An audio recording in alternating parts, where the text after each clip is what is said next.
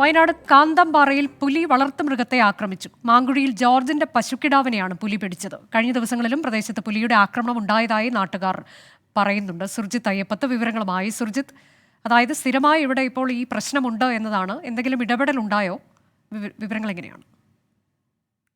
വകുപ്പുമായി ബന്ധപ്പെട്ട പരിശോധനകൾ തുടങ്ങിയിട്ടുണ്ടെന്നുള്ളതാണ് വിവരം ലഭ്യമാവുന്നത്. കാന്തമ്പാറയിലാണ് ഈ സംഭവം ഉണ്ടായത്.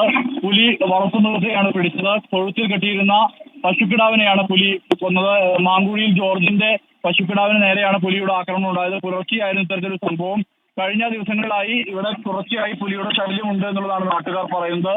നേരത്തെ രണ്ടിടങ്ങളിൽ ആനയുടെ പ്രശ്നമുണ്ടായിരുന്നു. അതായത് കുറിച്യാർ മലയിലും അതോടൊപ്പം തന്നെ തിരുനെല്ലി അപ്പപ്പാറ ഫോറസ്റ്റ് സ്റ്റേഷനടുത്തും കാട്ടാനയുടെ ആക്രമണം ഉണ്ടായിരുന്നു. അപ്പപ്പാറ ഫോറസ്റ്റ് സ്റ്റേഷൻ അടുത്ത് വെച്ച് 7 മണിയോട് കൂടിയാണ് സംഭവം ഉണ്ടായത്. ശ്രീനിവാസൻ എന്ന ഓട്ടോ ഡ്രൈവറെ ആണ് കാട്ടാന ആക്രമിച്ചത്. കുറിച്യാർ മലയിൽ സമാനമായ രീതിയിൽ തന്നെ എസ്റ്റേറ്റിൽ പണിക്ക് പോവുകയായിരുന്ന ഷാജി എന്ന ആൾക്ക് നേരെ, ബൈക്കിന് നേരെയാണ് കാട്ടാന പാഞ്ഞെടുത്തത്.